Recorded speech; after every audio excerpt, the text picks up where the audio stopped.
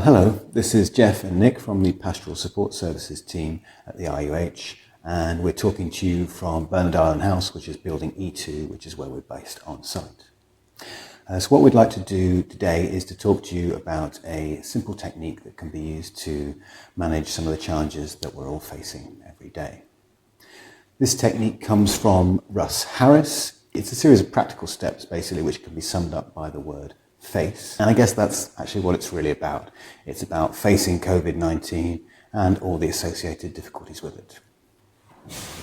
So perhaps the first thing to say is that the current situation is unprecedented. We're all facing completely new challenges, both at home and at work, which I guess bring up a sense of threat in many cases, and it's certainly unfamiliar.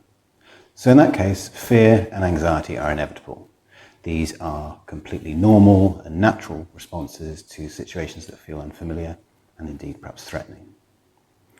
What also happens in these sorts of situations is often we can find that our mind kind of takes over and we start thinking and worrying about all sorts of things which are beyond our control. So for example, we might be worrying about ourselves or our loved ones, what's going to happen to them, what's going to happen to the world at large. And again, this is completely natural for our minds to be thinking and worrying ahead, particularly about things that we can't control. However, this isn't very useful. It doesn't help. In fact, it will probably add to the sense of hopelessness and fear and anxiety that we've got. So it's for this reason that the first step of FACE is to focus on what it is we can control. This is crucial in any crisis, and particularly given that we're facing COVID-19. So we can't control lots of things. We can't control the future. We can't control COVID-19. We can't control what happens to the economy. We can't control what our government does.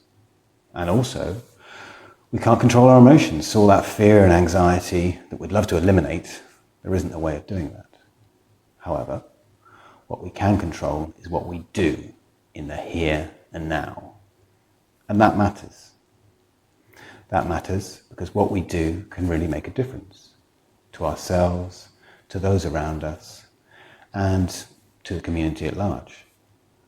And I guess the proof of that is all the amazing things that are happening right now at the RUH. Right now, people are doing things. And as a consequence of that, they're making a difference, they're helping. So thank you for that. So I guess the point is, in reality, we've got more control over our behavior than we do over our thoughts and emotions. So the first thing is to try and work out what we can control in terms of our behavior. And if we can get that right, obviously that'll mean managing lots of difficult thoughts and emotions, internal stuff, but also managing all the external problems and things that get thrown at us. So how do we actually do that? Well, one way of thinking about it is in terms of a metaphor. We can think of ourselves as boats at sea, if you like, or perhaps boats in a harbour. Now, if a storm blows up, what happens is the boats get blown out to sea. However, if they put down an anchor, that stops that happening. Now, the anchor doesn't make the storm stop because, well, anchors can't control the weather, obviously. However, what the anchor does do is it holds the boat steady and it enables the boats to wait until the storm passes and then they can carry on. Now in our lives it can feel a little bit like that. When things are difficult and challenging just like they are now, there are all sorts of storms, emotional storms if you like, that blow up. And what they can do is knock us off, sweep us out to sea, so to speak. And what that means is we can't effectively do the things that we need to do right now. So we're going to introduce a technique now which is about dropping anchor. It's about finding a way of managing when the storm blows. So Nick, I think you were going to give a bit of a sense of some of the times when things that we can do in these instances. Thanks, Jeff. So yes, one of the times when doing an exercise like this is helpful for me is if I'm trying to perhaps stop myself from slipping into habits that aren't helpful for me. So when I'm under pressure, like many other people, I find myself getting caught up in thinking, in worrying about the future. And at those times I can sometimes begin to act in a way which is quite edgy or snappy towards people I care about. Or I just go into myself and shut down a little bit, which isn't particularly helpful for me or for those close to me. So doing an exercise like this really helps me to just take stock of what's going on for me, so that I can hopefully catch those moments before they happen and do something different within them. So with that in mind, let's go back to dropping anchor, as Jeff was describing, using the simple ACE formula. So let's start with A, acknowledge. And this really is just about giving yourself some time to acknowledge what it is that you're thinking and feeling. I'd really encourage you to slow down, or if at all possible, stop whilst you're doing this.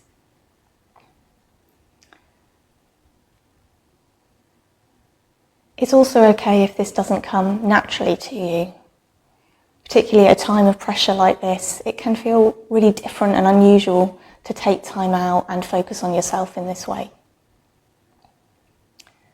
When you stop, just see if you can notice the thoughts that are running through your mind. Maybe you'll notice that your mind is also rushing into the future, making predictions, jumping ahead. Alternatively, maybe you're churning over something that happened earlier on in the day or long ago. You might notice thoughts that are quite harsh and judgmental about how you're doing or towards others. As best you can, just see if you can notice those thoughts without having to interact with them, without having to squash them down. And reminding yourself that this takes practice, and be gentle with yourself as you're doing this. It's okay if it's tricky.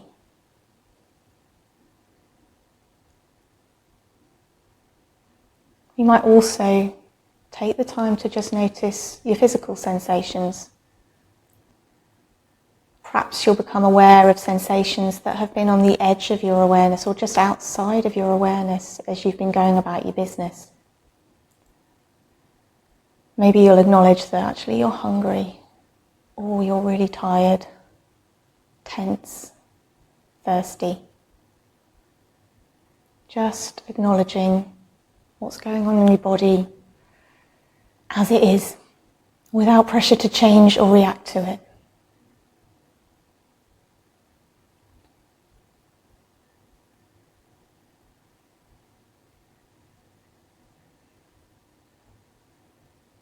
As we continue to acknowledge what's showing up for us, let's move on to our mood, our feelings and emotions. See if you can give a label or a word to describe whatever emotion is there for you.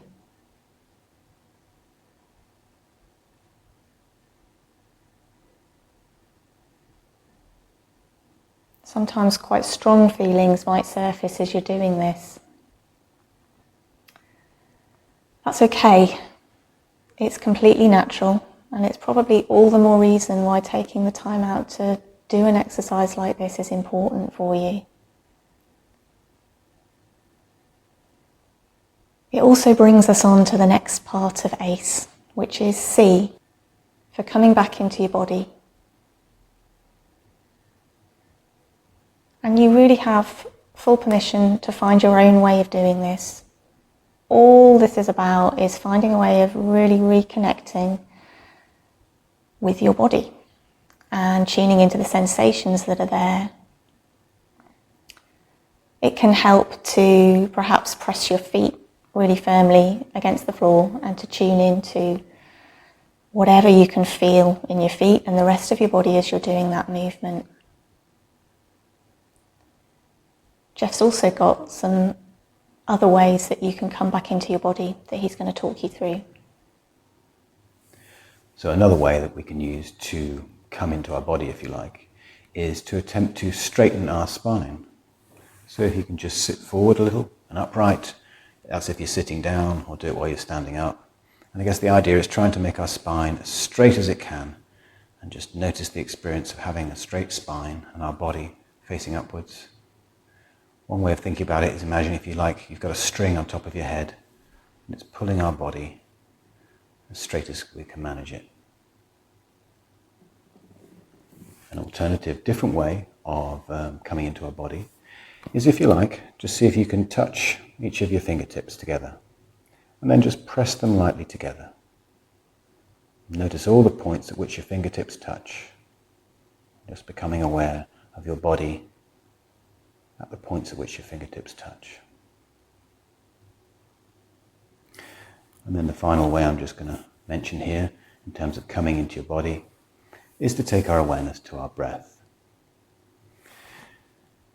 So perhaps pick a point relatively deep.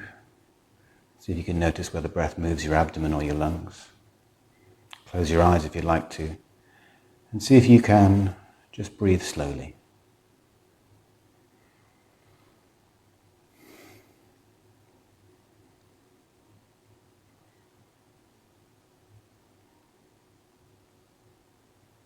And as you do that, notice your body moving in line with the breath, rising and falling.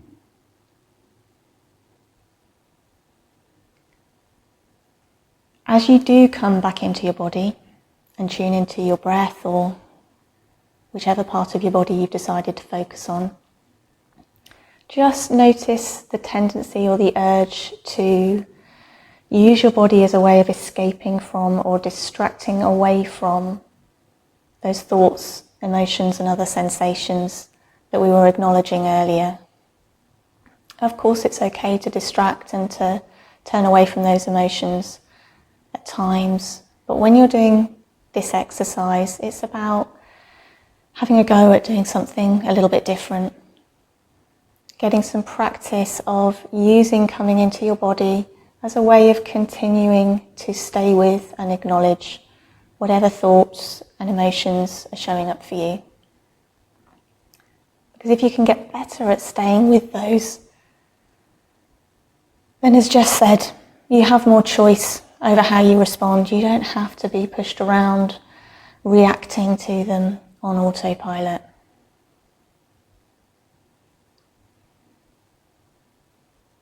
And that brings us on to the final part of the ACE process, which is E for engage.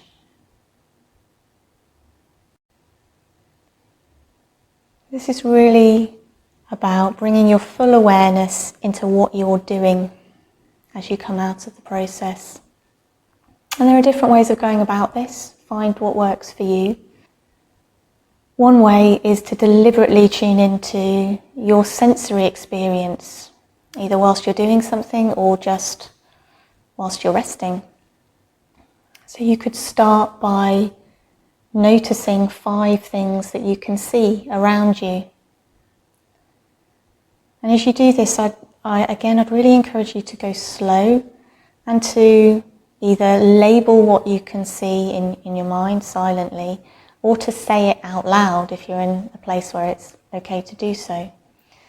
And make sure you really linger with each item that you're labeling. Really look at it, really notice it before moving on to the next one.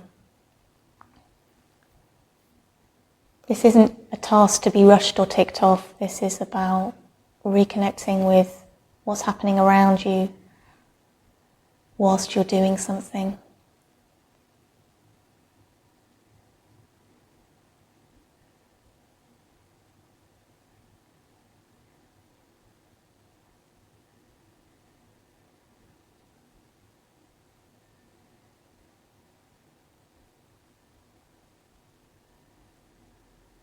And you might move on from there to connect with other aspects of your sensory experience. So you could label 3 or 4 sounds that you can hear. Again, doing so slowly, doing so out loud if you can. and really lingering with each one.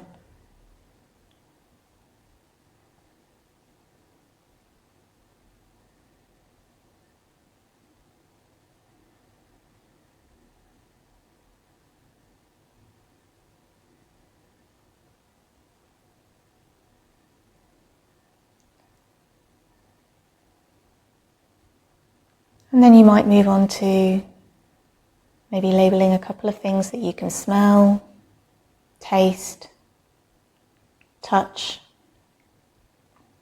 Going through that same process slowly for each one.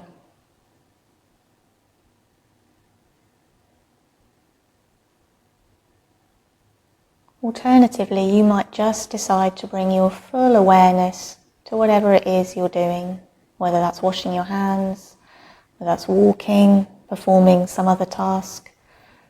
Just really connecting with what it feels like in your senses, in your body, as you're doing so.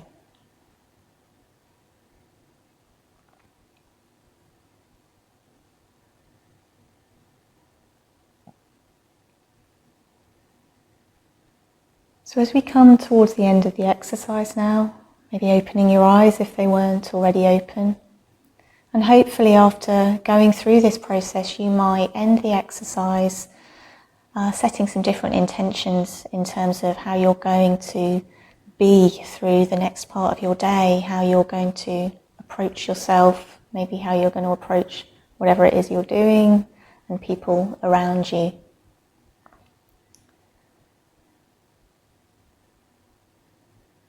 So just to summarise the FACE acronym, F is for focus on what you can control. A is for acknowledge your thoughts, your feelings, your sensations. C is for coming back into your body and connecting with your body.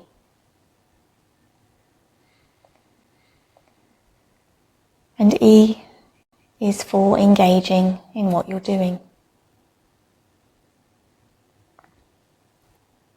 As I said before, it's a skill, it takes practice. And I'd really encourage you to think about how you might integrate this within your day. So you can do this with the video, without the video. You can do it quickly if you don't have much time, although I'd really encourage you to try and make time to give yourself a longer period to practice this if you can. Sometimes it also helps to think about how you can link this with a task or an activity that you do regularly so that it prompts you to sort of tune in and notice what's happening for you. So that could be brushing your teeth, could be when you're taking a break if you're able to have those regularly, could be when you're washing your hands, as that's something we're all doing frequently at the moment. Jeff has also got some other things that can help cue you into the need to perhaps go through this process. Another point when this could be helpful is when things are particularly stressful and perhaps we're struggling in some way. So if we then try the FACE technique, it can provide a way of just checking in with ourselves and taking care of ourselves actually at that time. Our colleague Mike Osborne is going to do another video which will point out the kind of warning signs and perhaps the points at which it might be most useful to try this FACE technique just to be able to look after yourself. So on behalf of the Pastoral Support Service, I just want to say a huge thank you to everyone here at the RUH for what they're doing. Whether you're on the wards or whether you're keeping things running smoothly from behind the scenes, we've got a huge amount of respect and gratitude for you all. And we also want to let you know that we are here at the end of the phone if you need us. We'd really like to hear from you if you're needing support. So please get in contact through the EAP number if you'd like to book some time to speak with one of the team. And please also keep checking back on this site as we'll be posting more videos and things that you can try as you're going through this period. Thank you.